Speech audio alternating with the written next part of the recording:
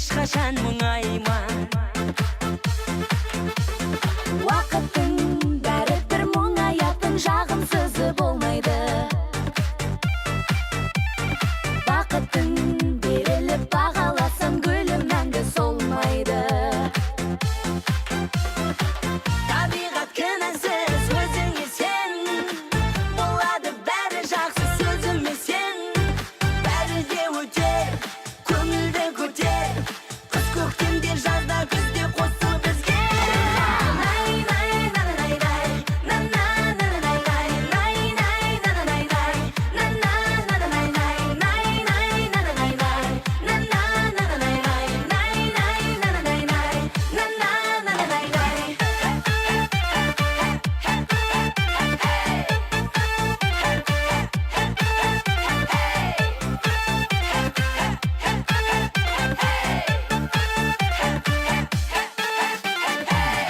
Қыз келеді төгеді бізге ақарын. Көктемде құлпырып арайланып атар талай ақ таңын.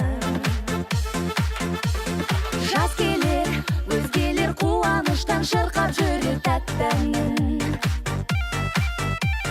Күз келер, бізге кел табиғатқа шаба салма аппағым. Табиғат кінәсіз өзіңе сен, болады бәрі жақсы сөзіме сен. Бәрі де өтер, көңілді көтер, қыс көктемде жазда күзде қосыл бізге.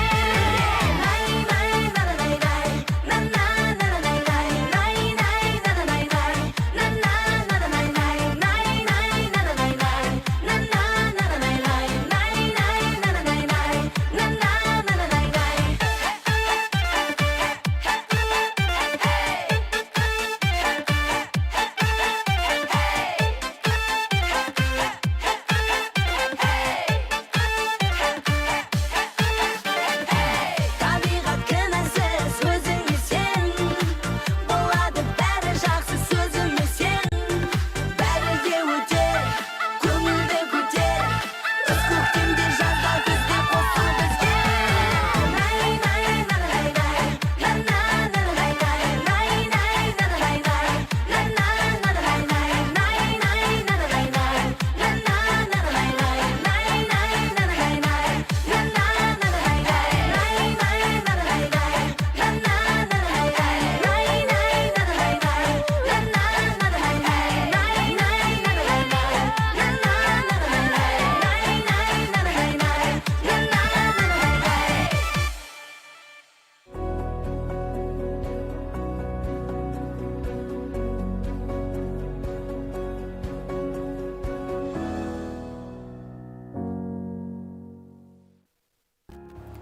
Оныншы қаңтарда 85-ке қараған шағында әдебиет тарихын зерттеуші, жазушы, бірнеше романдардың авторы Мұхтар Мағауин өмірден озған еді. Ол 1940 жылы 2 ақпанда Семей облысының Шұбарта ауданында дүниеге келген. 1963 жылы Қазақ мемлекеттік университетінің филология факультетін тамамдап, 1965 жылы аспирантурасын бітірген еді. Әр жылдары Қазақ әдебиеті газетінде және Жұлдыз журналында қызмет еткен еді. Ал ғылыми тәжірибесіне, яғни ғылыми жұмысына келетін болсақ, ол Мәскеудегі Максим Горький атындағы әдебиет институтында және Мұхтар Әуезов атындағы әдебиет және өнер институтында кезінде қазақ фольклоры және қазақ әдебиеті тарихы бойынша дәріс оқыған еді. Енді осыған байланысты әрине біз Мұхтар Мағауиннің қазасына байланысты жақындарына, отбасына қайғырып көңіл айтамыз. Ал бүгінгі күннің күнделігімен келесі айдардан танысайық.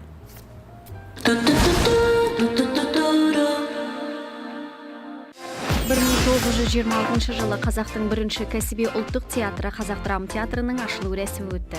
Ол Кемеңгеровтың «Алтын сақина» пьесасымен ашылған еді. Өнер ұжымы алғаш рет 1925 жылы Қызылорда қаласында ұйымдастырылған болатын. 1929 жылы театр группасы Алматыға қоныс аударды. 1937 жылы академиялық мәртебесін алса, ал 1961 жылы қазақтың заңғар жазушысы Мұхтар Әуезовтің есімі берілді. 1935 жылы белгілі жазушы Қазақстан мемлекеттік сыйлығының иегері Рамазан Тоқтаров дүниеге келді. Ол Алматы шет тілдері институтының француз тілі факультетін бітірген соң Павлодар облысы газетінде жұмыс істеді. Содан бергі еңбек жолы қазақ баспасөзімен тығыз байланысты. Әр жылдары Лениншіл жас, қазақ әдебиеті газеттері, мәдениет және тұрмыс, жұлдыз журналдарында, сондай Қазақстан жазушылар одағында жазушы баспасында қызмет атқарды. 1993 жылы Қазақстан Республикасының мемлекеттік шекарасы туралы заң қабылданды. Мемлекеттік шекараға байланысты мәселелер еліміздің ішкі және сыртқы саясатында айрықша орын алатыны айқын. Тәуелсіздік алғаннан бері мемлекетіміздің шекара қызметі заман талаптарына сай инновациялық технологиялар, заманауи электронды жүйелерді қолдана отырып жұмыс жасауда. 2009 жылы Екібастұзда халық қаһарманы Жасыбай Батырдың қоғамдық қоры құрылды.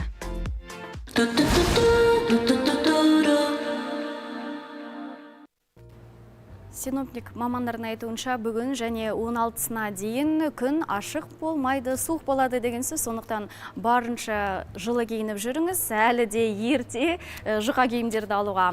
Соның ішінде еліміздің көп бөлігінде қар жауып бұрқасын соғады екен, әсіресе Ақтөбе, Орал және Шығыс Қазақстан өңіріндегі біздің кей аудандарда бұрқасын болады екен. Енді біздің өңірде сынап бағаны бүгін қандай екен, дәл қазір білеміз.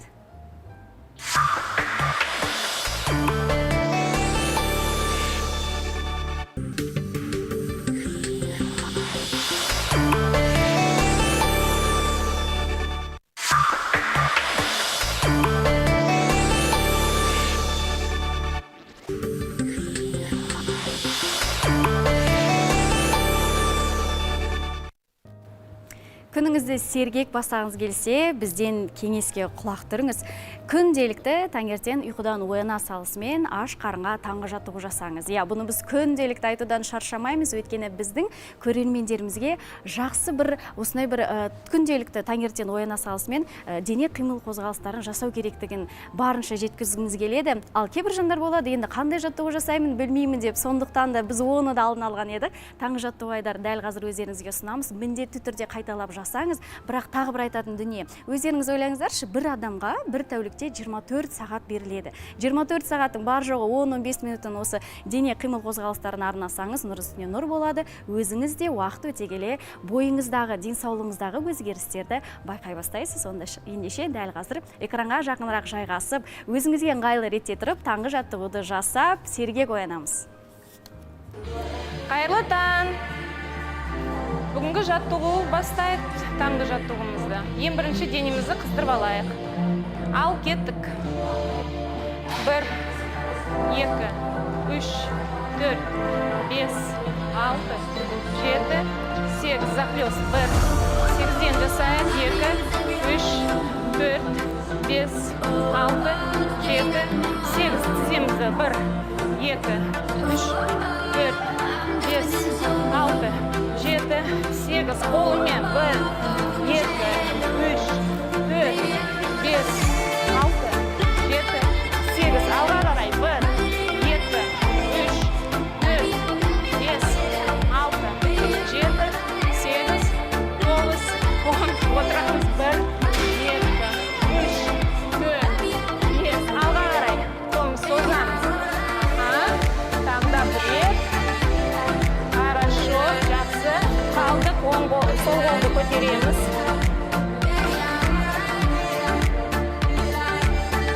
Жақсы, алға қарай. 1, 2, 3. Кетіп тіземізді 1, 2, 3, 4, 5, 6. Ауыстырамыз басқа жақ.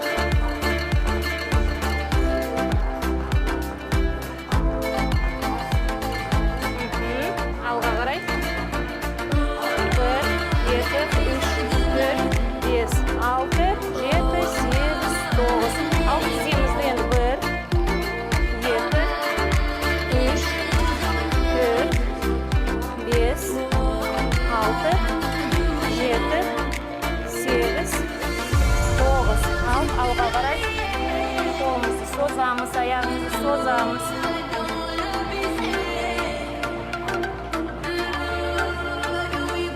Жақсы. Аяғымызды бір-біріне жалғастырамыз.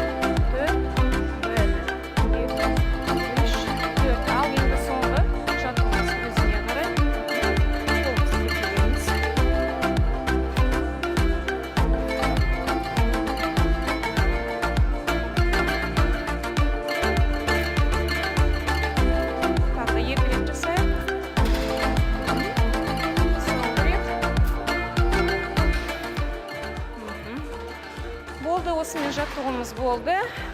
Бәріне сәттілік дейміз. Рахмет.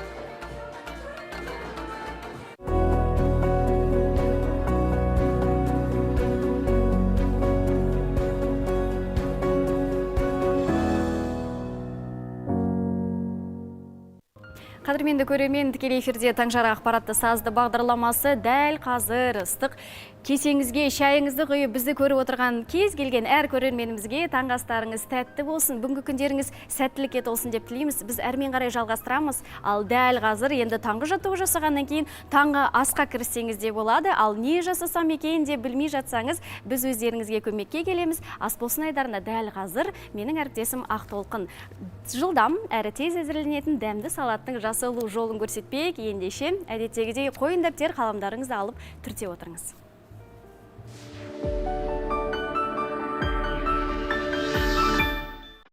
Қайырлы таң біздің қымбатты көрермендер.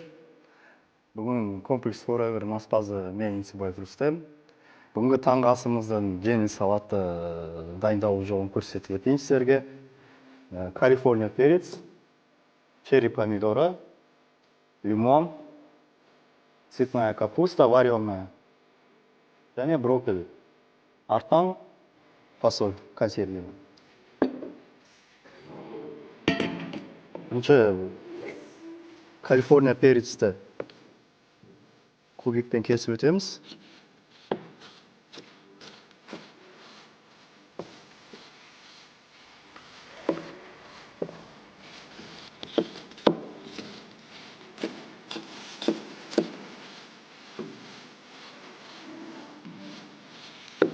Красный лук.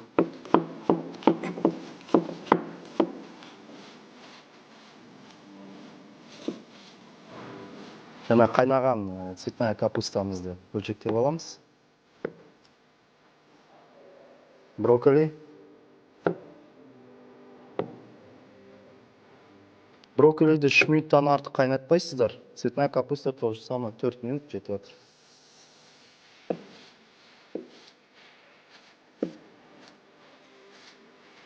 Черри помидорды ортасынан бөліп қоса берсеңіздер болады.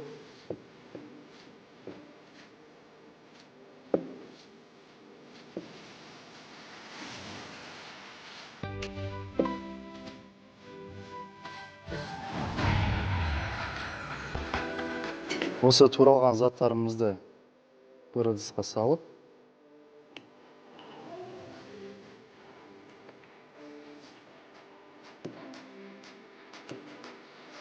қызыл фасольді,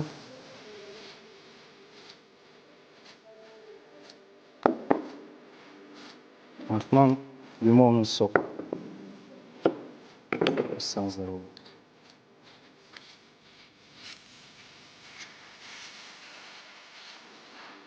Оливковый масло. Тұз бұрышты қосудың қажеті жоқ. Осы бәрі туралған дайындалған затты араластырып жақсылап. Сонымен біздің жеңіл салатымыз дайын болды. Бар болғаны 15-20 минут аралығында дайын болады.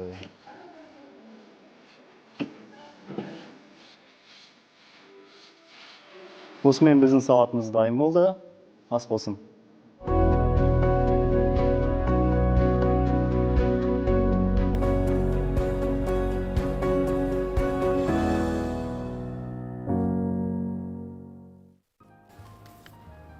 Қадірменді көрермен, дәл қазір өздеріңізге күн сауалын жолдайтын уақыт келген екен. Ендеше мұқият болыңыз. Ғабит Мүсіреповтің «Қазақ солдаты» романы 1945 жылы алғаш қандай атпен жарық көрді? Бүгінгі күн сауалы осы. Ал алғаш болып дұрыс жауап берген көрерменіміз шашу бағдарламасы арқылы кез келген құттықтауды тегін бере алады.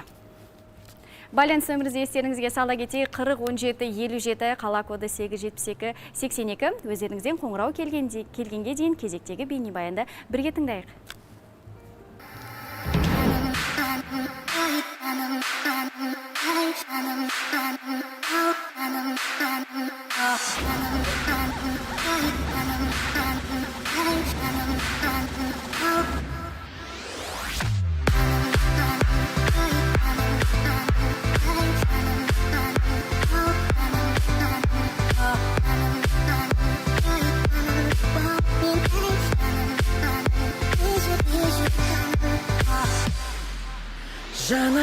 жарығы жаулаған, жүректерді жылуы баураған.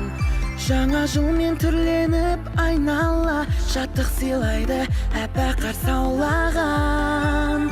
Шыршаларда жұлдыздар жанады, әсем қылып қаламен таланы. Көңілді көлдей шалқытқан, мерекелеген жалғайды араны.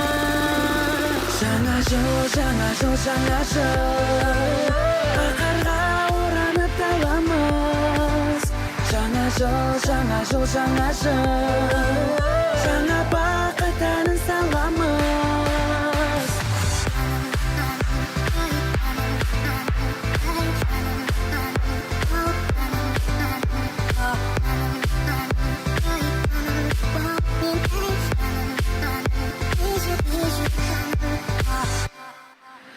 Үміт сыйла бүкілі көңілге, жол ашады болашақ өмірге. Берекесін әкелген мерекем, ғажайып сезім шуағы төгілген. Жаңа жылмен басталып жаңа күн, құтты болсын аттаған қадамым.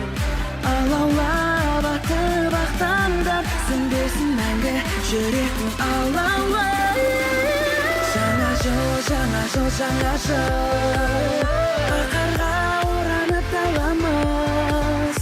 Жаңа жыл, жаңа жыл, жаңа жыл, жаңа бақыт әнін саламыз, саламыз.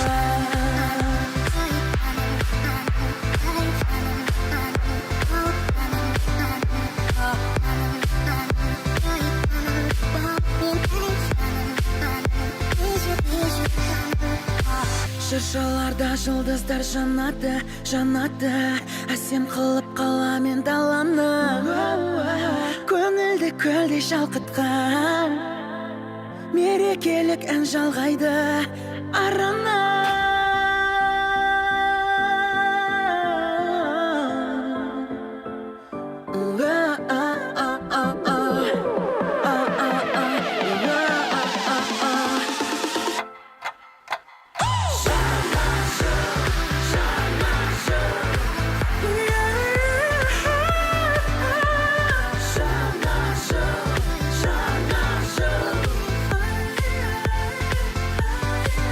Жаңа жыл.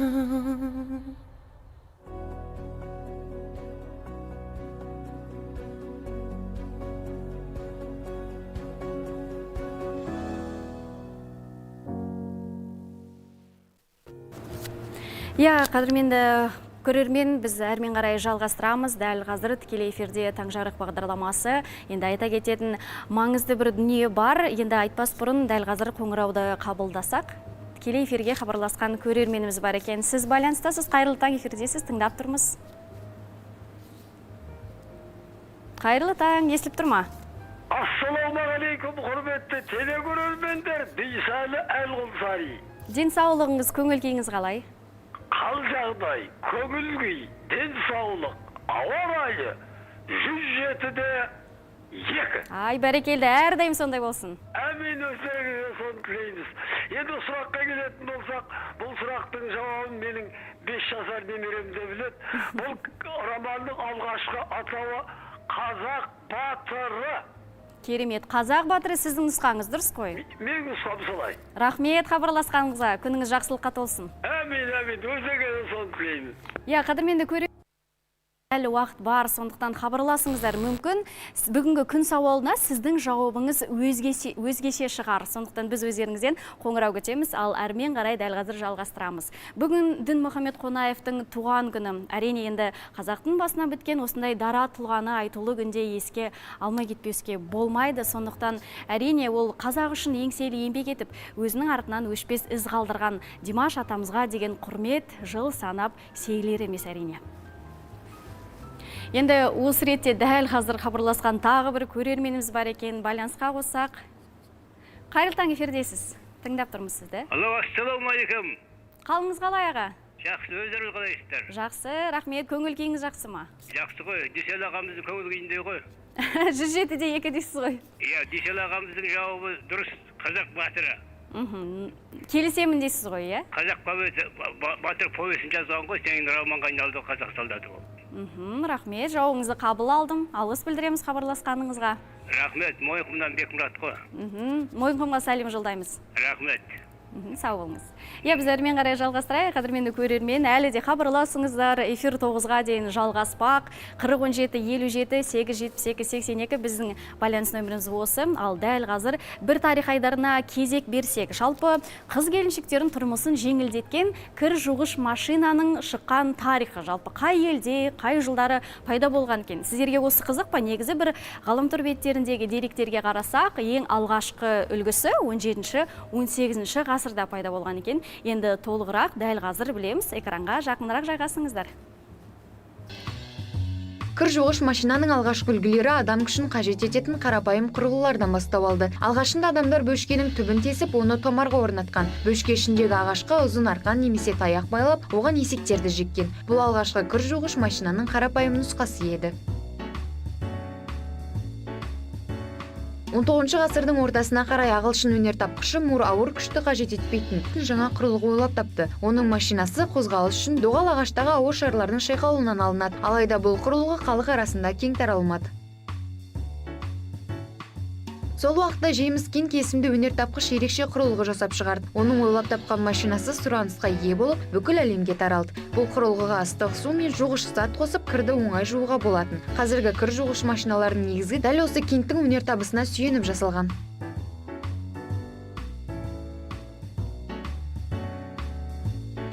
Ал электромоторлы кір жуғыш машинаны Альфа ойлап тапты. Бұл құрылғы адам еңбегін айтарлықтай жеңілдетті. Қазіргі заманғы кір машиналар судың, жуғыш заттың мөлшерін және киімге қажетті температураны автоматты түрде анықтап, нағыз үй шаруасының сенімді көмекшісіне айналды.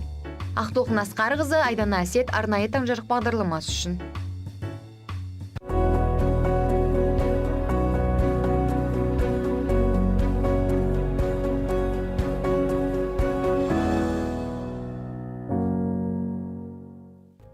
Қадірменді көрермен, біздің арнаға жаңа ғана қосылған біздің тұрақты көрермендерімізге қайырлы таң дейміз. Дәл қазір біз тікелей эфирдеміз, әрмен қарай жалғастырамыз.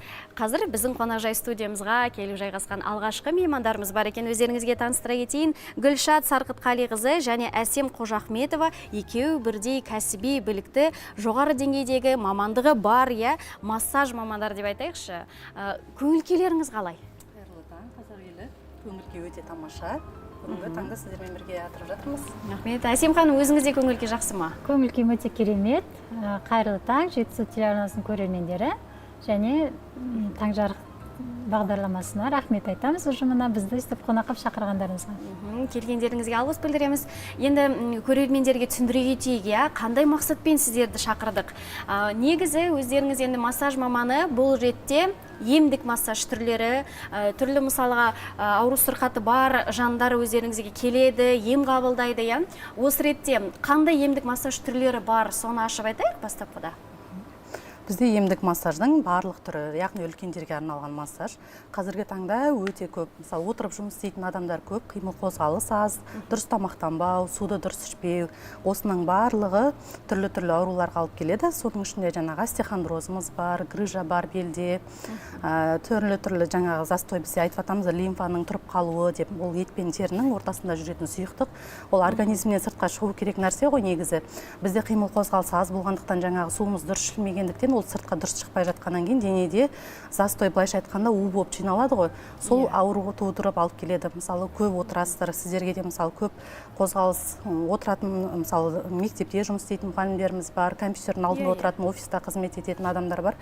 Қазір көбісінде шейный остеохондроз бар, жаңағы грыжа диска деген сияқты тізенің ауруы үлкен кісілер уже 40-тан асқаннан кейін қазір сондай аурулармен страдать етіп жатыр.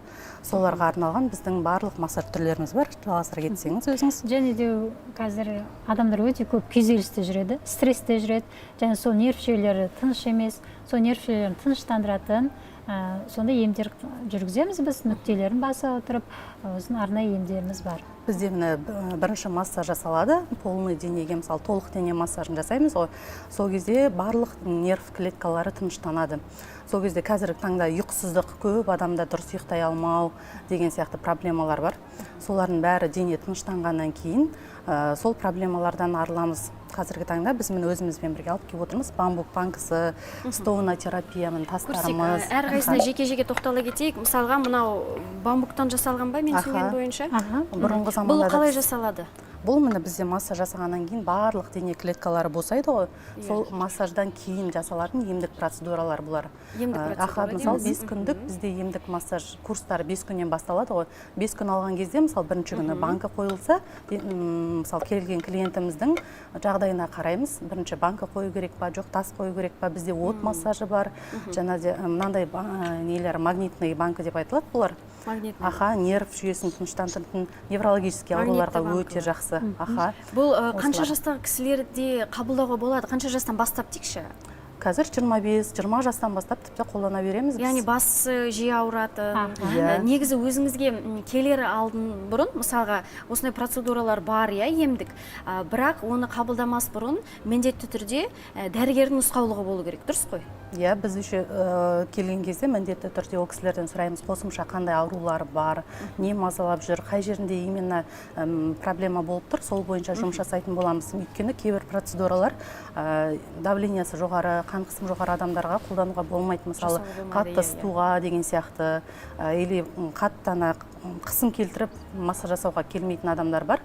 Сол үшін біз бірінші дәрігердің нұсқаулығын өзінен сұраймыз, қандай қосымша қант диабеті бар ма деген сияқты, мысалы созылмалы аурулардың барлығын ақпаратын сұраймыз. Сол 5 күндік емдік массажды жасалған кезде бізде 5 түрлі процедура, жаңағы тасымыз бар.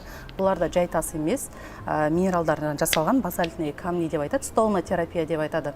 Ыстық тастар, бұлар сол омыртқаның бойындағы клеткаларын бәрін тыныштандырып, ұйықтап, мысалы жақсы демалып қалады, стресстары снимать етіліп.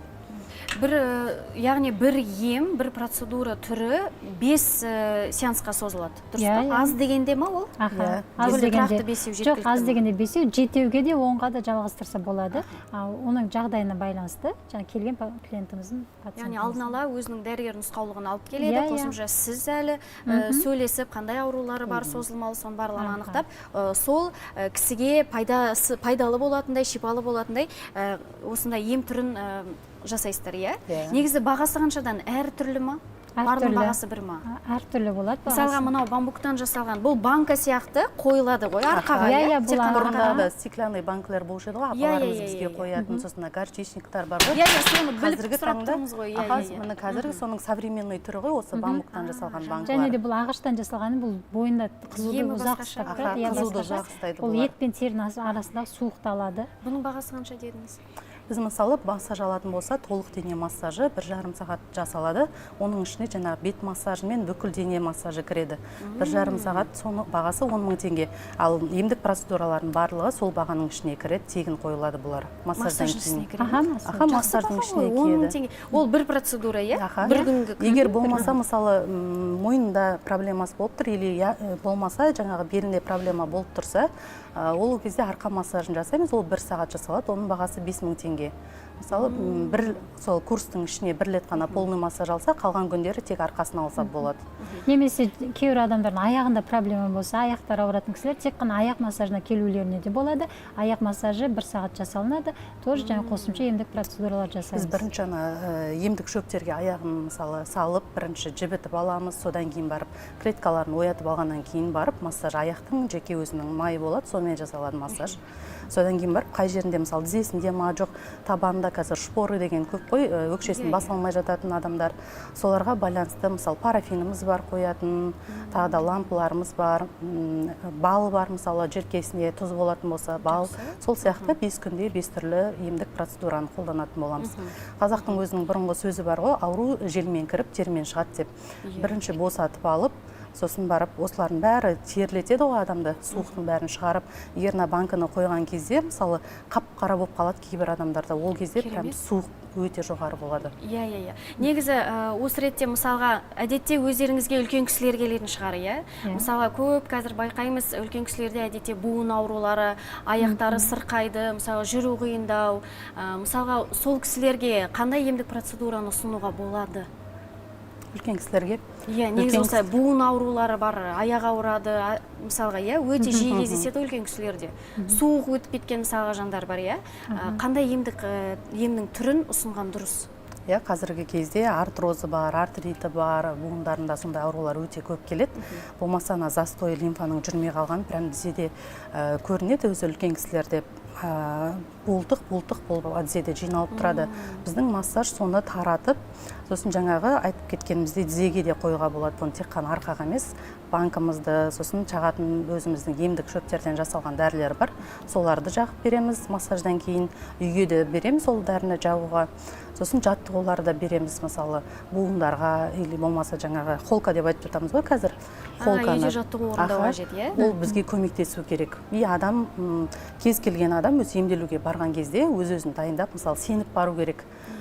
Тек қана егерде ешқандай сенім болмаса, ішінде жазылам деген, мысалы маған осы зат көмектеседі ау деген ниет болмаса, ол ешқандай ем көмектеспейді. Сол себепті айтамыз ол кісіге, сіз де бізге көмектесіңіз, мысалы осыны тапсырма, үйде бір көп уақыт алмайтын бір жаттығулар, таңертең кешке жасалатын, мысалы осыны жасаңыз. Иә, сұрап тұрамыз. Негізі айтатынымыз, енді біз әрине барлығын айтамыз, толық массаж алғаныңыз дұрыс деп, бүкіл денеге тек қана бөліп аяққа, арқаға ғана емес, өйткені бүкіл денеде қан айналымы бірдей жүру керек, және бүкіл дененің нерв жүйелері тынышталу керек. Сондықтан бүкіл ішкі ағзаларында қызметі жақсарады осы массаждың арқасында. Сондықтан сөйтіп кеңес береміз толық дене массажын алуына. Негізі кішкентай балаларға да жасайсыздар ма? Кішкентай балалар жасамаймыз. Профилактика ретінде. Профилактика ретінде, иә, бұл жасаймыз. Ем емес, тек қана массаж мысалға, иә? Иә, профилактика ретінде жасаймыз. Балаларға қан неше денеді? Барлық дене массажы кішкентайларға? 1 жасқа дейінгі балаларға 3000 теңге. 3000 теңге. Ал мысалы үлкенірек балалар бар ма? Мектеп оқиды, мысалға 10 жаста, 7 жаста дегенде. Бір баға ма? Жоқ, оларға 5000 теңге. 5000 теңге. Түсінікті. Негізі қанша уақыт болды ашылғандарыңызға? Негізі уже біраз уақыт болды. 5 жылдай уақыт медициналық маманы білімі бар массаж мамандарымыз. Бұрын ауруханада жұмыс жасаған біз екеумізде. Содан біз негізі бұл колледж кезінде оқытыладым. ЛФК, массаж мамандықтары сол кезде оқылғанбыз біз. Содан кейіннен өзіміз ауруханаға жұмысқа кіргеннен кейін туған туысқанға солай ғана жасап жүрдік. Кейіннен осы декрет кезінде басталады ғой барлығы. Декрет кезінде осы массажды қайта оқытып, шығыс медицина мамандарынан оқығанбыз, Қытайдан келген кісілерден, жан жақтан оқып, қазіргі таңда тек қана осы массажбен ғана айналысып жүрміз. Иә, осы 5 жыл уақытында біз арнайы жылына 1 рет білімімізді арттырып, білім алып тұрамыз жыл сайын. Енді жаңа дүниелер қазір көп қой, жыл сайын бір жаңа дүние шығып жатады, процедура шығып жатады. Соның барлығын оқып, заманға сай дамып келе жатырмын десеңізші. Негізі өздеріңіз ғана ғой, орталықта жұмыс істейтін, тағы да мамандар бар ма? Жоқ, тағы да мамандарымыз бар, жұмыс жасайтын. Бірнеше адам болып келсе де қабылдай аламыз. Таңертең сағат 8-9-дан бастап бізден алдын ала запись бойынша жұмыс жасаймыз. Кейде жұмыстан 8-9-да қайтып жатамыз әртүрлі. Қазіргі таңда Аллаға шүкір, халық дәріден қараған кезде, дәрі-дәрмекпен, химиямен емделгенше, оның бәрі уақытша екенін түсініп, қазіргі таңда массаж арқылы емделгенді жақсы көзқараспен қабылдайды. Көп адамдар соған келеді. Негізі дәрісіз ем ғой, дәрісіз ем. Массаж жасай арқылы көп ағзаларды емдеп алуға болады. Және де біз екеуміз ғана бүкіл халыққа жетпейміз ғой, сондықтан жанымызға қыздарды оқытып, үйретіп, қосымша жұмысқа алып отырмыз. Сондықтан бірнеше адамға қызмет етейікші деп сол халықтың. Негізі қазір сұраныс қалай? Сұраныс өте жақсы. Жоғары, иә? Әдетте қанша жасқа кісілер келеді? 30-дан асқандар өте көп. Үлкен кісілер де бар оның арасында.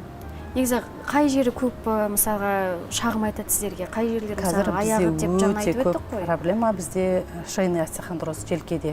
Желкелер қатып қалған, тұз жиналған, қазір ашып ауыратын проблемасы бар адамдар өте көп. Сондайлар оны қалай алдын алуға бірінші кезекте.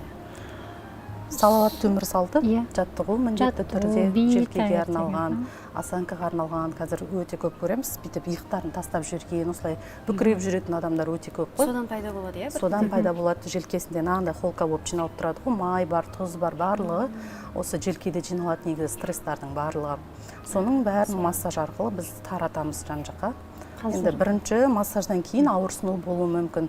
Ол қалыпты жағдай. Мысалы, сізде жаттығуға, тренировкаға барсаңыз, екінші күні денеңіз ауырады, ауыртпай. Бұл да тура сол сияқты ғой. Массаждан кейін ауру өте қалыпты жағдай. Біз келген клиенттерімізге түсіндіріп айтамыз, біз осындай болуы мүмкін, одан қорықпаңыз деп. Егер қатты сезімтал адам болатын болса, ол кезде черезден жасаймыз. күн ара Негізі жасап тұрамыз. үзбей 5 күн болса күнделікті Иә. келіп тұрады, иә? Сонда дұрыс күнделікті болады. келіп тұрады, аха. Енді жаңа айтып отырсыз ғой, кез келген массаж болсын, осындай емдік процедуралар жасалғаннан кейін адамның денесі босаңсиды, сәл терлейді, иә, тер шығады. Осы ретте адам өзіне қандай күтім жасау керек? Осында бір ескертіп айтып өтейікші көрермендерге. Массаждан кейін барлық поралар ашық болады ғой, денеңіз босаңсиды. Сол себепті жылы киініп жүру керек, сразу жуынбау керек бұндай кезде. Өйткені суық ұстап қалады ғой, сол себепті жуынбауға тырысу керек. Сол жылы тыныштанып, мысалы үйге келгеннен кейін сол бір күн тоқтай тұрса, ауыр жұмыстарын жасамай, жел тигізбей, жылы киініп, ыстық шайын ішіп, суық сусындар ішпеу керек. лечебный қазір дәрілер бар ғой, көк Ыстық шайлар, шай ішу керек, жылы су ішу керек, жуынбау керек, жылы киіну керек, барынша. Бізде тағы да бір процедурамыз бар, термоодеяло деп аталады. Қазіргі таңда шілде тер шығару, былайша айтқан кезде, босанғаннан кейін мысалы көп әйелдер күтінбей жатамыз, терлер шықпай жатады.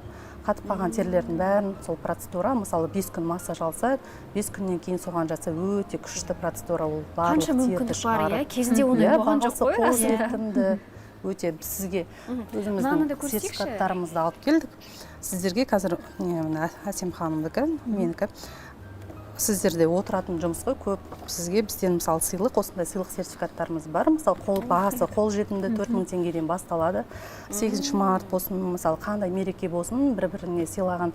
Қазір мысалы 5000 теңгеге қатты сыйлық ала алмайсың ғой, қарап тұрсаң. Ал 5000 теңгеге мысалы 1 сағаттық массаж сыйласаңыз, өте керемет эмоция. Қазір сол адамдар өз-өздеріне көбісі қимайды, сондай адамдар бар ғой, үлкен кісілердің ішінде. Ол әйел адамдар, мысалы особенно ол ақшаға мысалы продукт алсам, болмаса балама бірдеңе алсам деп, сертификат алып берсеңіз келеді. Мен айтамын ғой, бір рет хотя бы келіп көріңізші, сіз сол кезде түсінесіз.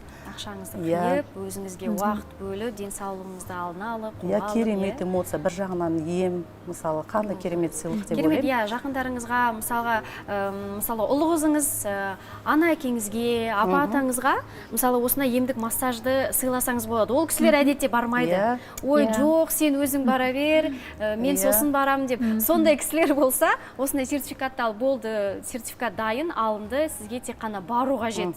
Сонда ол кісілер міндетті түрде барады. Келгеннен кейін өздері айтады, неге білмегенбіз, баяғыда неге бармағанбыз деп, сондай эмоциялар көп көреміз біз. Осы ретте енді кеше ғана бір кісінің сөзі есіме түсіп кетті да, өзіңізге дәл қазірден бастап көңіл бөліңіз, денсаулығыңызбен айналысыз. Өзіңіз үшін ғана емес болса да, жақындарыңыз, отбасыңыз үшін, өйткені ол кісілер алаңдайды. Осы ретте жаңа қолыңызда тастар болды ғой, сонда тағы бір мәрте түсіндіріп айтып өтейікші, бірі білет, бірі білмейді. Мысалға бұлар арнайы қыздырыла ма бұлар? Арнайы өзінің мынандай коробкасы бар, қыздырылады. Бұл стоматерапия деп айтылады, бұл өзінің бойындағы стоматерапия, бұл магнитті тастар ма? Минералдардан жасалған тастар, базальтный камень. Бұлар арнайы вулкан атылатын жер бар ғой, сояқтан жасалынатын арнайы емдік тастар. Өте ауыр екен арасында да. Өзінің бойында ыстықты ұзақ уақыт ұстап тұрады. Өзінің арнайы коробкасы бар, сода қыздырылады. Сосын арқаға қойылады ғой? Арқаға қойылады, табанға қойылады.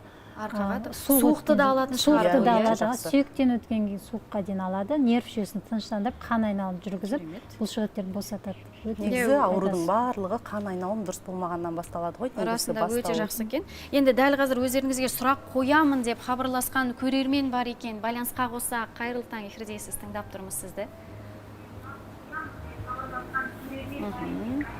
Сәлеметсіздер ме? Қайырлы таң. Сіздермен хабарласып тұрған Ескелді ауданы Бақтыбай ауылының Зәуреш Күрішбекқызы.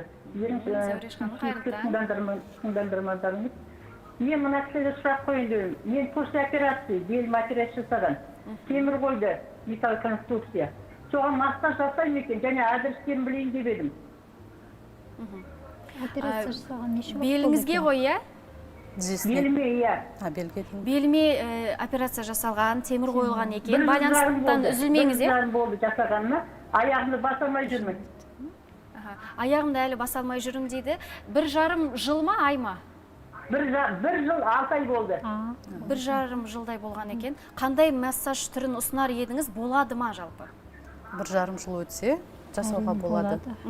А мынандай процедураның қайсысын болады? Оны келіп бізге көру керек. Иә. Сол кезде барып біз Зәуреш айта ханым аламыз. ғой, иә, Зәуреш ханым, сіз келіп осы кісілердің алдына келсеңіз, ол кісілер көреді. Иә, мекен-жайларыңызды айтсаңыз. Талдықорған қаласы Шевченко 146 адресінде Кисел центрға қарама-қарсы емдік массаж орталығы деп жазылып тұрады. Соған келсеңіз болады. Дәрігердің нұсқауын ала келсеңіз, біз жаңа оқып қарап көреміз диагноздарымыз. Иә, сіз келсеңіз, жаңа дәрігердің нұсқауын алып келіңіз өзіңізбен міндетті түрде. Сосын операциядан кейін олар әдетте жазып береді ғой барлығын. Соның барлығын ұмытпай алып келсеңіз, осы екі бірдей кісі сізді қабылдап, қандай массаж түрін болады жасатуға, болмайды, қандай емді алған дұрыс, барлығын осы кісілер айтатын болады. Шевченко 46 дедіңіздер ме? Иә, Шевченко 146. 146 екен. Иә, ең бастысы біз енді қазір тағы бір мәрте айтып өтейікші, біздің көрермендерімізге, біздің... Жақсы есіміңіздің болады? Есімдеріңізді тағы бір қайталап Гүлшат менің есімім. Әсем мен есім. Әсем және Гүлшат ханым. Енді осы ретте өздеріңізді тікелей эфирге шақырудың басты себебі әрине де осы емдік массаж түрін көрсету, халыққа жеткізу. Мысалға біз зейнеттегі кісілер бар, олар үйде, әдетте енді немере қарайды, болмаса үйде ғой. Осы ретте мысалға белсенділігін арттырғымыз келеді. Қазірден бастап өзінің денсаулығын қолға алса екен деген ниетпен шақырып отырмыз. Осы ретте бір-екі кісі болсын өздеріңізге келіп денсаулығын жақсарып жатса, әрине біз де қуанамыз. Әрине. Өйткені енді қарты бар үйдің қазынасы бар бекер айтпаймыз ғой, әрқайсысы жақындары алаңдайды. Осы ретте тағы бір айтып өтейікші, қанша массаж түрі бар қазіргі күнде? Өздеріңізде? Бізде 11 түрлі массаж түрі бар. 11 түрлі. Оған жаңа осы емдік процедуралар қосымша кіреді. Жеке-жеке алуына да болады, бас массажын, тек қана басым ауырады дегендерге тек қана бас массажын жасап береміз. Арқасымен проблемалы балаларға арқа массажын, аяқ массажы, жаңа осы бамбук банкілер, ол өз жеке бір процедура. Ыстық тастармен от массажы бар, жаңа термоодеяларымыз бар, шілдеттер шығарады, жаңа тек қана әйелдерге арналған жоқ, ол жаңа ер адамдарға да арналған. Ер адамдардың бойларында суық болса, сол одеялоға жатқызып, бойындағы суықтарды шығарамыз. Бет массажы да бар, жаңағы массаждың барлығы бізде спа процедура бар, шашқа арналған. Қазір шаштың түсуі өте көп қой, барлық адамда кездеседі десек те болады. Қазіргі таңда шаш массажы емдік шөптермен булай отырып, жаңағы маскамыз бар, жағатын. Соның шашты булаймыз бірінші, жаңағы барлығы массаж жасап отырып жасалынатын дүниелер. Клеткаларды, мысалы, пораларды оятады, шаштың ұйықтап қалған. Солардың бәрін ояту арқылы спа процедурасы жасалады, өте керемет процедуралардың біреуі. Оның бағасы өте қолжетімді. Жаңағы ауырған жеріне байланысты қандай массаж аламын дейді, соған байланысты іш массаж бар. Мысалы, әйел адамдардың қазір женский проблемасы өте көп қой. Іштің нүктелерін басу арқылы суықты шығару, жаңағы ішке де қойылады, от массажы, мысалы, от қойылады, парафин қойылады, жаңағы банкалардың барлығы ішке де қойылады. Мысалы, қай жер ауырады, сол жерге байланысты. Сосын омырау массажы да бар қазіргі таңда. Мастит, мысалы, жаңадан босанған әйелдерде бар ғой, маститпен қатып қалып жатады, қол тигізбей ауыратын жағдайлар болады. Соған да өте жақсы көмектеседі. Сосын жаңағы отадан кейінгі апайымыз хабарласып жатыр ғой, сол сияқты кісілер бар. Тізесіне, мысалы, эндопротез деген сияқты жаңағындай неше түрлі темірлер қойылады. Өздігінен үлкен кісілер көбісі әйеншектенеді ғой, қозғалғысы келмейді, ауырады ғой, өйткені массаж жасап арқылы соның бәрін буындарды қозғалтамыз ғой. Сол басында ол қозғалтып басында жасамаса, егерде реабилитацияға ол кісілер жатқызады ғой, қозғалмаса буын қозғалыссыз қалып қалады, мысалы аяғы осылай бүгілмей қалып қалады, или болмаса ашылмай қалып қалады. Болмаса инсульттан кейінгі адамдарға міндетті түрде, мысалы ине қоюмен жаңағы массаж міндетті түрде дәрігер тағайындайды. Себебі жаңағы инсульттан кейін парализ міндетті түрде болады. Паралич дегендер жаңағы қол аяқтың қызметінің нашарлауы. Сол массаж жасау арқылы қан айналымды жақсартып, жаңағы нерв клеткалар ояна бастайды. Сол себепті қимыл қозғалысқа келеді. Сондай аурулар бізде өте көп кездеседі. Қазіргі таңда инсульт деген жаңағы ауру көп қой.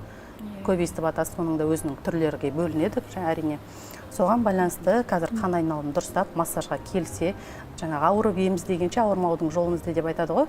сол себепті ауырса да ауырмаса да мысалы кеп тұрса қан айналымды жақсартып, енді аптасына бір рет келу керек. Енді біздің қазақпыз ғой, аптасына бір рет міндетті түрде келмейді, ол хотя бы айына бір рет келіп тұрса өте жақсы нәтиже береді. Яғни айына бір рет 5 күндік емді қабылдаса, массаж деп айтады. Болмаса аптасына бір рет. Аптасына бір рет бір күн келсе хотя бы, сол кезде қан айналымы жақсарып, ауырмай тұрған кезде бұл. Ал ауырған кезде міндетті түрде курс алу керек болады. Негізі айына бір рет келіп тұру керек. Енді 5 күн алсаңыз, болмаса аптасына бір рет, соның өзі бір әсері болады деп айтып жатырсыз. Өте жақсы. Біз көп жақсы отзывтар естиміз. Мысалы, бір рет келгеннің өзінде, мысалы, кәдімгідей болады ғой, ұйқың кеп, маужырап, таңертең тұра алмай жүрсең, массаждан кейін уже андай сергектік пайда болады бойыңда, ұйқың жақсы, ұйқың қанық болады деген сияқты. Ауырған жерің басылып, өте жақсы бір ана өмірге деген құлшынысың қайта пайда болғандай болады ғой. Бір өте жақсы нәтиже береді массаждан кейін. Келіп көріңіз, сізге де міне өзіміздің сертификатымызды алып келдік. Процедурасын, арқа массажын алып көріңіз. Қазір жазып береміз сізге. Әріптестеріме де көрсетермін. Енді осы ретте тағы да бір айтып өтейікші, көрермендер, егер хабарласып осы кісілерге сауал жолдаймын десеңіз, сұрағыңыз болса хабарласыңыз 401757, қала коды 87282. Енді әрине эфир уақыты шектеулі. Бұл тақырыпты әрмен қарай жалғастыруға болады, бірақ аз ғана уақыт қалды, сондықтан әлі де хабарласып үлгеріңіз. Мене де хабарласқанға дейін тағы бір сауал қойайыншы. Жағына енді қаншалықты жиі келу керек екендігін айттыңыз, өздеріңіздің тәжірибелеріңіз 5 жылдан асқан екен. Түрлі сырқаты бар жандар жиі келеді, жақсы бір отзыв қалдырады, пікір қалдырады деп айтып жатырсыз ғой. Осы ретте негізі қазір әйел адамдар көп келе ма, жоқ әлде ер адамдар көбірек келе ма сіздерге ем қабылдауға? Негізі тең деп айтсақ та болады. Ер адамдар да көп, қазір әйел адамдар да көп. Бізде еще айта кететін жағдай, қазір емдік массажды оқыту курстары бар бізде, обучение оқығыларыңыз келсе, мысалы үй жағдайында үйренгіңіз келсе де үйретеміз. Анаңызға жасап берсеңіз де, жолдасыңызға жасап берсеңіз де, кейбіреулер мысалы оқып кетеді, после травмы мысалы оларға өте көп массаж назначить етеді ғой, жаңағы инсульттан кейінгі жаңағы айтып атқан. Солар үй жағдайында өзіңіз үйреніп, бізден оқып жасасаңыз болады, нүктелердің барлығы көрсетіледі. Қаншаға созылады бұл курс? Бағасы? 10 күнге. 10 күндік курс, бағасы? Бағасы 100 мың теңге. Бағасы 100 мың теңге. Жаңағы осылардың барлығы үйретіледі, емдік процедуралар, массаждардың барлық түрі үйретіледі. 10 күн жүреді, ары қарай біз байланыста боламыз. Білмеген сауалдарына жауап береміз. Енді осы ретте қызығушылық танытып жүрген, мысалы қыз-келіншектер бар, өздеріңіз айтқандай бала күтімімен үйде отқанда әдетте бірдеңемен айналысқым келеді.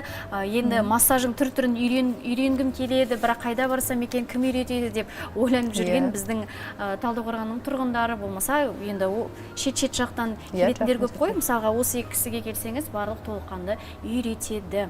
Өздеріңізге алғыс білдіреміз, қолға алған барлық бастамаларыңызға тек қана сәттілік тілейміз. Енді осы ретте өздеріңізбен қоштаспас бұрын мүмкін тікелей эфир арқылы өздеріңіз әріптестеріңіз, жақындарыңыз, отбасыңызға сәлем жолдаймын, тілек айтамын десеңіз, мархабат. Біріншіден барлық осы қазақстандықтарды келіп жеткен жаңа жылымыз құтты болсын 2025 жылы. 2025 жылы барлық ойға алған арман мақсаттарыңыз орындалсын, отбасыларыңызға тек қана жақсылық алып келсін. Аман болыңыздар, ауырып еміздегенше ауырмаудың жолын іздеп, тек қана денсаулықтарыңызды күтіп, емделіп тұрыңыздар. Сіздерге көп рахмет шақырғандарыңызға. Барлық бізді танитын туған туысқандарыма, таныстарыма, достарыма сәлем жолдаймыз. Бізге келіңіздер, емделіңіздер. Барлық қазақстандықтарға денсаулық тілеймін, денсаулықтарыңыз мықты болсын, өздеріңізді күтіңіздер, өздеріңізден аямаңыздар, массажға келіп тұрыңыздар, отбасыларыңызға береке, бақыт, байлық тілеймін, аманшылықта болайық әрдайым. Сіздерге де көп рахмет. Денсаулықтарыңыз күтіңіздер. Қадірменді көрермен, дәл қазір бізде эфирде болған Гүлшат Сарқытқали қызы және Әсем Қожахметова массаж мамандары, өздеріңізге алғыс білдіреміз. Әрине, енді ешкім ауырмасыншы деп тілейміз, бірақ дегенмен де ем іздеп өздеріңізге келген жандардың әр қайсысы бір оң әсермен үйлеріне қайтып, енді жақсы бір пікір қалдырса екен, соларға шипалы болса екен деп тілейміз. Сондықтан береке болсын әрбір жұмыстарыңызға. Енді біз эфирді әрмен қарай жалғастырамыз. Қадірменді көрермен, осы кішігірім сұхбаттан кейін бір әсем ән тыңдасақ.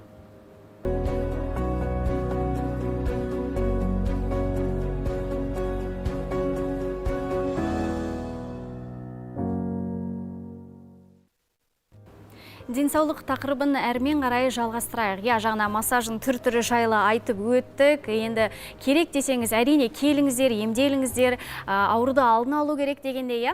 Осы ретте бір қызық болып тұрды маған. Ер адамдар әдетте косметологтарға қаншалықты жиі барады екен. Енді әрине қыздарға, қыз келіншектерге бізге ол таңсық емес, үйреншікті, мысалға түрлі маска жасаймыз үй жағдайында болсын. Ал соңғы кездері енді мамандардың айтуынша косметолог мамандарға, яғни осы дәрігерлерге баратын ер адамдар күн санап артып келеді. Я, оның ұялатын түгі де жоқ, өйткені бет теріңізге қарай уақытылы күтім жасасаңыз, әрине бетіңіз жылтырап, әдемі болып тұрады. Бірақ осы ретте менің әріптесім Дамир Нұрмұхамедтің түсірген бейне жүзігі бар екен. Кезек берсек. Бет күтіміне байланысты көптеген мәселелерді гендерлік негіз бойынша бөліп қарауға болмайды. Өйткені сіздің ер немесе әйел екеніңізге қарамастан тері барлық дене үшін қорғаныш рөлін атқарады. Ал терінің зақымдануы денсаулыққа едәуір зиян алып келуі мүмкін.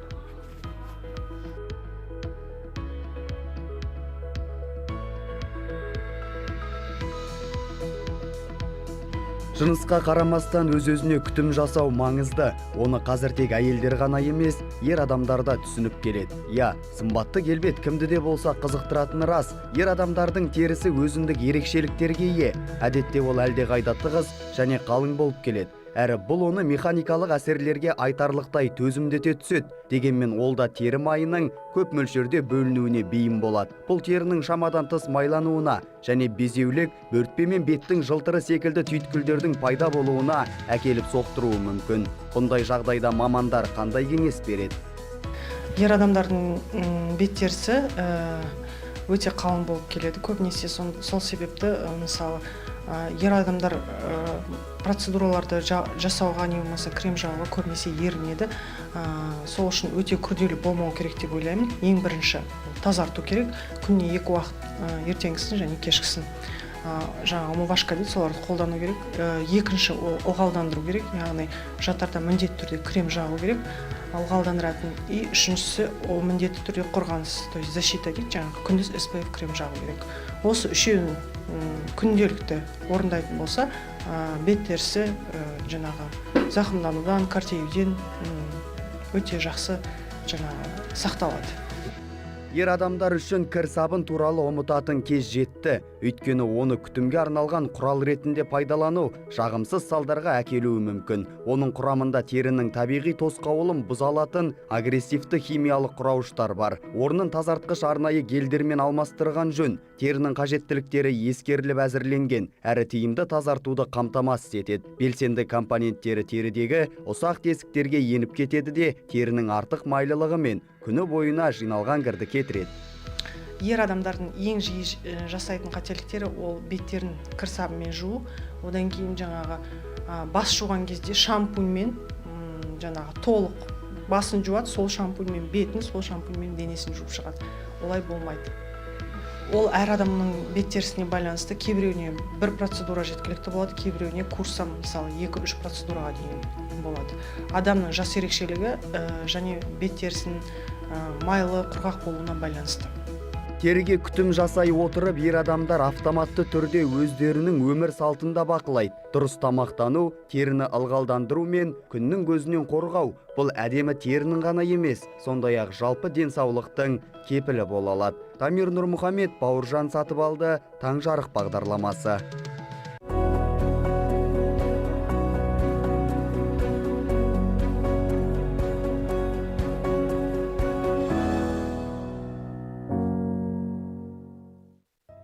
Эфирде Таңжар ақпараты сазды бағдарламасы әрмен қарай денсаулық тақырыбын жалғастырсақ. Соңғы кездері өзіңіз, яғни таңертең тұрған кезде ұйқыңыз ашылмайды, өмірге деген құлшыныс азайып бара жатыр.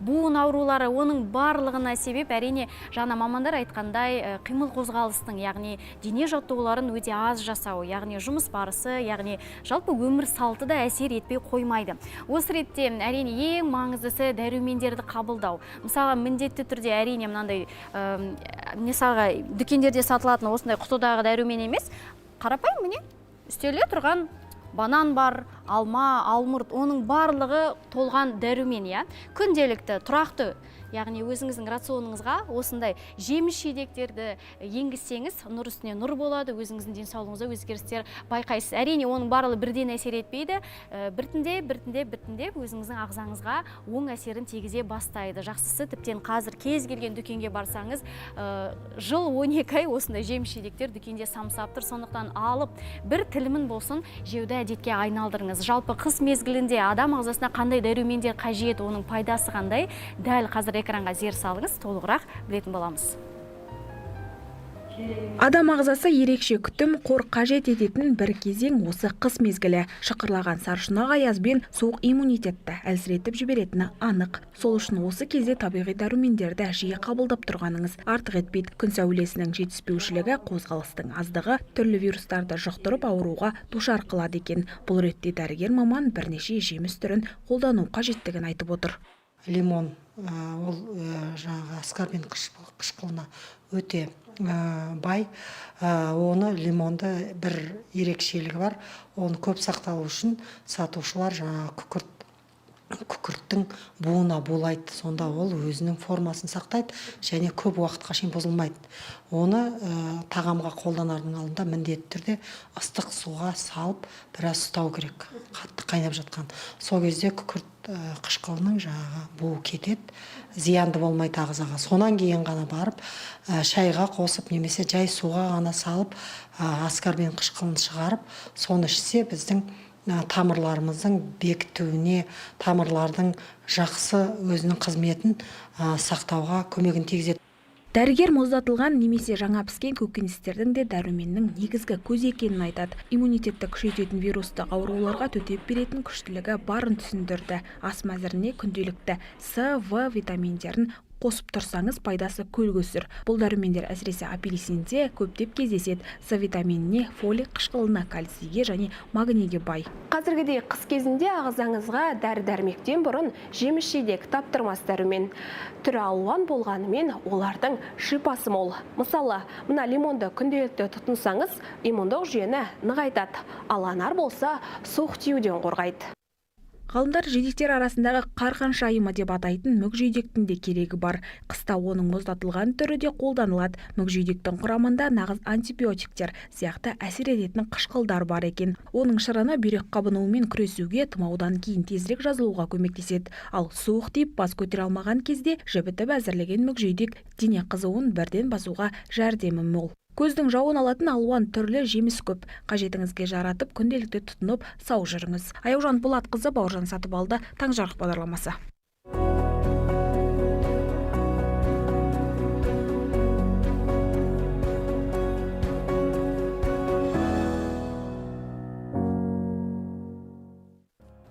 Мен ойлаймын, қазір техниканың дамығаны қандай жақсы. Мысалы, синоптик мамандар уақытылы, күніне, айына, тіпті бізге ғаламтор беттеріне аша қалсақ, күн райын ұсынады. Ол өте жақсы, өйткені әдетте біз бір күнімізді жоспарлаған кезде күн райына қараймыз, не киеміз, жылы болады ма екен, жаңбыр жоқ па екен, жолға шығатын ағайындар бар. Осы ретте дәл қазір осы қаңтар айында алдағы күндері сынап бағаны қандай болады екен, синоптик мамандардан сұрап білейік. Қазгидромет қаңтар айының алғашқы 10 күндігіне арналған ауа райы болжамын жариялаған еді. Республиканың солтүстігі мен оңтүстігі, оңтүстік шығысы, шығысының таулы аудандарында бұрқасын мен қар, кейде қатты қар жауып, елдің оңтүстік жартысында қар түріндегі жаңбыр жауды. Таң жарық болсын, қадірменді көрермен, қыс мезгілінің ордасына да келіп қалдық. Ал бізде шыны керек Талдықорғанда күн райы өте суық. Соңғы кездері міне қараңыздаршы, қалың қар жауып тастады тіпті. Енді синоптик мамандардың айтуынша, оның барлығы арктикалық және антарктидалық ауа массаларының бір-бірін еніп, алмастырып енуінен болып тұр екен. Яғни ауа райы сондықтан да құбылып тұрған көрінеді. Ал алдағы күндері сынап бағаны қандай болмақ, оны білу үшін дәл қазір арнайы синоптик мамандардан сұрап білейік. Айта кетері, бір айға арналған болжамды консультативтік ретінде пайдалану керек. Ол кейіннен синоптикалық жағдайдың өзгеруіне қарай түзеліп отырады. 10 күндікке және 2-3 күн тәулікке арналған ауа райы болжамымен нақтыланады. Ал алдағы күндері сынап бағаны қандай болмақ? Қаңтар айының 3-ші 10 жылдығында жауын-шашын норманың шегінде болжанады. Сондықтан ауа райы өзгермейді. 16 қаңтарда облыстың таулы аудандарында қар, тұман, көктайғақ. 17 қаңтарда облыстың солтүстігінде, шығысында, таулы аудандарында қар, күндіз облыстың солтүстігінде, шығысында және таулы аудандарында жауын-шашын, жаңбыр, қар, көктайғақ күтілуде. Ал ақпан айы туралы айтып кетсек, орташа температурасы нормадан 1 градус жоғары болып күтілуде. Бірақ сонымен қатар жауын-шашын жиі болуы мүмкін. Сонымен қатар бұл жауын-шашын мөлшері нормадан асып кетуі мүмкін. 13-15 қаңтарда облыстың шығысында, таулы аудандарында тұман. Солтүстік шығыстан соққан жел оңтүстік батысқа ауысады. Ауа температурасы түнде 5-10, облыстың солтүстігінде және таулы аудандарында 15-20 градус аяздан 3-8 градус аязға дейін ауытқиды. Қаңтар айында ауа райы осы қалыпта сақталмақ. Алыс жолға шығарда абай болыңыздар.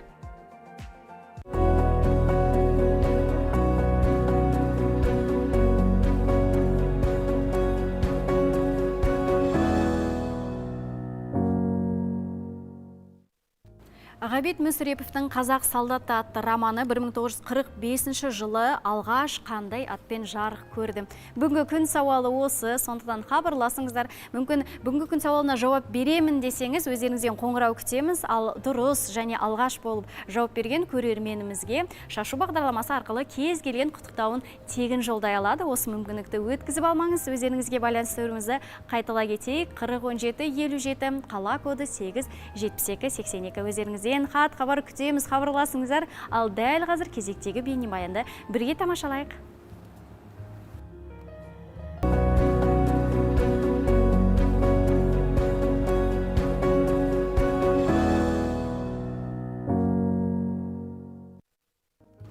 Шыны керек, қазір жастар сәл еріншектеу сияқты ғой, үйде тамақ пісіргісі келмейді, әдетте сырттан суши, пицца, донер деген сияқтылар жиі жеп жатады.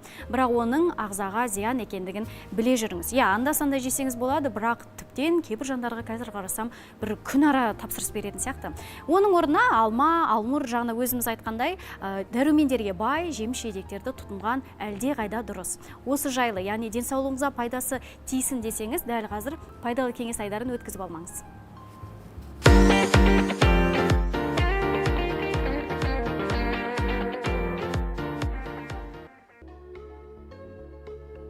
Ақуыздар біздің денемізді құрайтын негізгі құрылыс материалдары. Олар ағзаны жұқпалардан қорғауға, оттегіні тасымалдауға және басқа да маңызды қызметтерді атқаруға көмектеседі.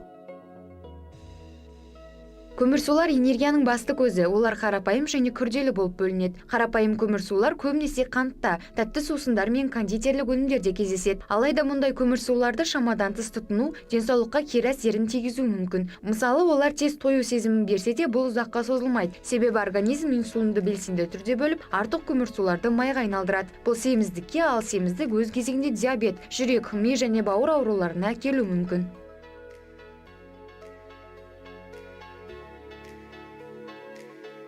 Сондықтан қажетті дәрумендер пайдалы элементтерді тәттілерден емес, көкөністер, жемістер және дәнді дақылдардан алуға кеңес береміз. Ал балық майы, өсімдік майлар ағзаға пайдалы майлардың ең жақсы көзі. Оларды тұтыну зиянды майлардың орнын толтырып, көптеген аурулардың алдын алуға көмектеседі. Сондай-ақ қарапайым таза суды жеткілікті мөлшерде ішу де өте маңызды. Бұл ішкі ағзалардың жұмысын реттеп, артық салмақтан арылуға септігін тигізеді. Ақтолқын Асқарқызы, Айдана Әсет, арнайы таңжарық бағдарламасы үшін.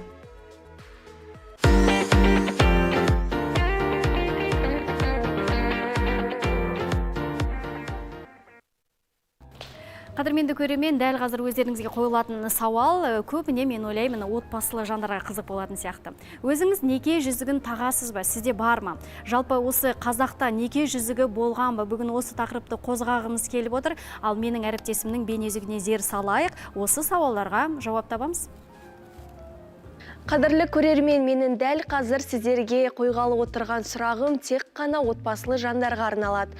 Сонымен қолдарыңызда неке жүзігі бар ма, немесе оны тағасыздар ма? Бүгін қыздарыңыздың қозғағалы отырған тақырыбы қазақта неке жүзігі болған ба деген сауал. Алдымен тұрғындардан сұрап алайық. 69 жылы үйленгенбіз, содан бері неке жүзігін тақпаймыз. Онша өзінде ондай болған жоқ қой. Жоқ, неке жүзігін тақпаймын.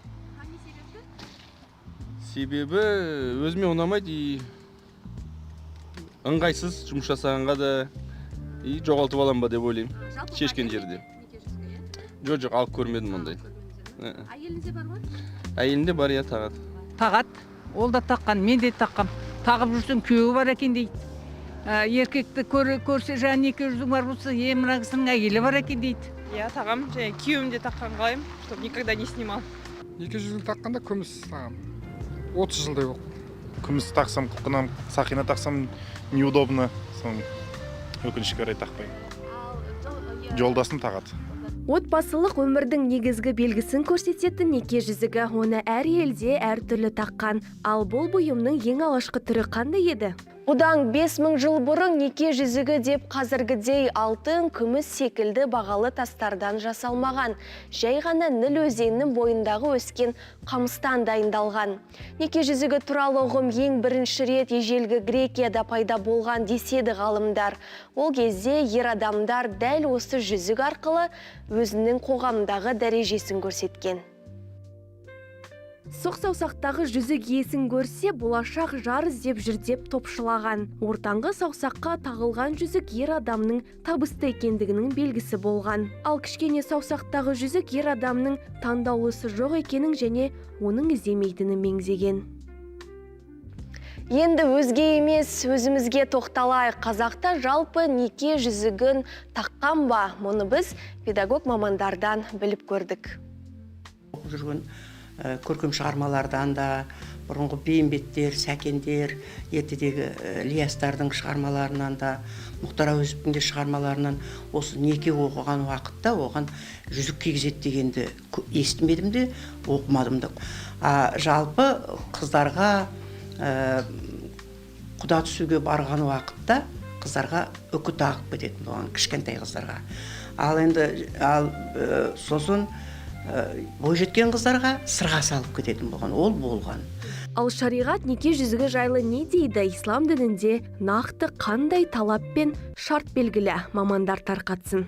Ислам дінінде әйел адамға алтыннан алқа тағынуы, жүзік тағынуы рұқсат етілсе, және де әйел зат баласына ол алтынның пайдалы екендігі насихатталса, керісінше ер адамға алтыннан жүзік тағу 4 мазһабта да рұқсат етілмейді. Керісінше ер адамға күмістен тағуға рұқсат берілген. Енді бұл жерде қорытынды шартымыз, шарт бойынша біріншіден ерлі-зайыптылардың үйленудегі, неке қидырған кездегі тағынатын жүзіктері әйел адамның алтыннан болуы, және де ер адамның күмістен жүзік тағуы ләзім. Әр саусақтың өзіндік мән мағынасы бар деседіміз. Біріншісі бас бармақ, бұл ата-ана, сұқ саусақ қол ағайын туыс ағалы қарындас. Ортаңғы өзіміз болса, аты жоқ саусақ қол жар, жұбай, махаббат болса, ең соңғы шынашақ балалар деп сенген халқымыз. Ал сіздің қадірлі көрермен неке жүзігі жайлы ойыңыз қандай? Руфилина Құттыбек, Айдана Әсет, Таңжарық бағдарламасы.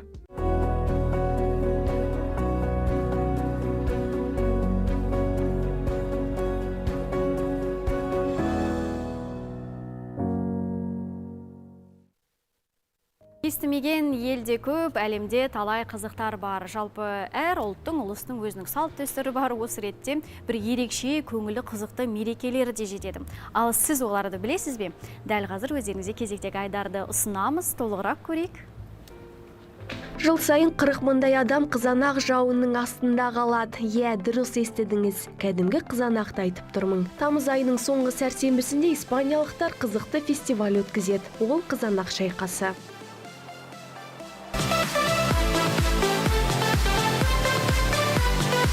Сол күні қала көшелерінде көкөніс толы жүк көліктері шығады. Қатысушылар үшін сіздің кім екеніңіз маңызды емес. Олар жанындағылардың бәріне қызанақ лақтырады. Мерекелік шайқас таңғы 11-де басталып 2 сағатқа созылады. Сайысқа 40 мыңдай адам қатысып, 100 тонна қызанақ қолданылады екен. Бұл күні қаладағы кафе-бар, дүкен, мейрамхана секілді кез келген қоғамдық орынның бәрі жабылады. Терезелер мен есіктерге арнайы пластикалық панельдер ілінеді. Ал қатысушыларға бір-бірінің киімін жұлқылауға, жыртуға тыйым салынған.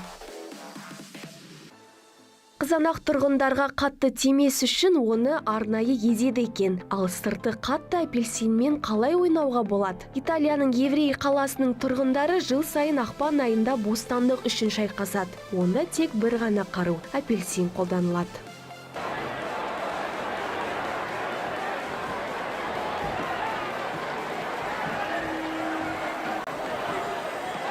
Жыл сайын мереке үшін бірнеше тонна апельсин дайындалады. Алайда жемістің көптігіне қарамастан, жылдам таусылып, соңында сары доптар қолданылады екен. Бұл ойыннан қатысушыларға тәтті тағам үлестіріп жүрген ақ киімге оранған әдемі итальян қызын көруге болады. Ол бостандықтың нышаны саналады. 3 күнге созылатын шайқасқа кез келген ниет білдіруші қатыса алады. Ал фестивальден тыс қалғыңыз келсе, міндетті түрде қызыл қалпақ киіп жүруіңіз керек. Бұл мерекеге жыл сайын әлемнің түкпір-түкпірінен мыңдаған адам жиналады.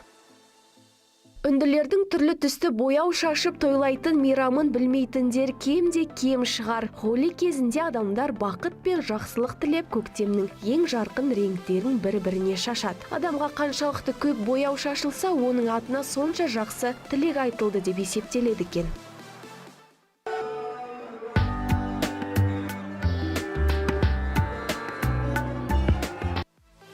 Холи кешінде от жағылып, бояу ұнтақтары мен түрлі түсті су шашылады. Үнді нанымына сәйкес жылдың су қызғарын аластатуға көмектеседі екен. Мерекеге Үндістанның барлық тұрғындары мен дін өкілдері қатысады. Руфилина Құттыбек, Айдана Әсет, Таң жарық бағдарламасы.